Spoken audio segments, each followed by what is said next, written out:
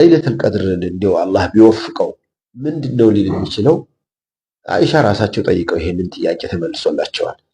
ለይለቱል ቀድር መሆኑን ካገመትኩኝ ምን ልበል ያ ረሱላህ? አላሁ አክበር። አጭር ቃል ግን ማዕናው ህይወታችንን በሙሉ የሚለውጥ ዱዓ ነገሯቸው። አላሁመ ኢነከ ዐፉውን ቱሒቡል ዐፍወ ፈዕፉ ዐኒ በይ አሏቸው። አላህ አንተ ይቅር ባይ ነህ፣ ይቅር ማለትን ትወዳለህ። ስለዚህ አፉ በለኝ፣ አፉ በለኝ፣ ይቅር በለኝ እኮ ነው። አላህ ይቅር ያለው ሰው አፉ ያለው ሰው እኮ የታደለ ማለት ነው። ወመን ዙሕዚሐ ዐኒ ናር ወኡድኺለል ጀነ ፈቀድ ፋዝ።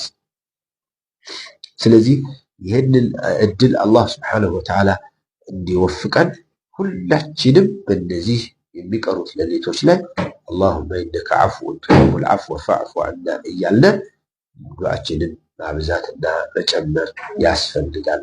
መደጋገም ያስፈልገናል። ስንወጣ ስንገባ፣ ስንተኛ ስንነሳ አላሁመ ኢነከ ዐፉውን ቱሒቡል ዐፍወ ፈዕፉ ዐኒ፣ አላሁመ ኢነከ ዐፉውን ቱሒቡል ዐፍወ ፈዕፉ ዐኒ ይባላል ማለት ነው። ጀዛኩሙላሁ ኸይረን።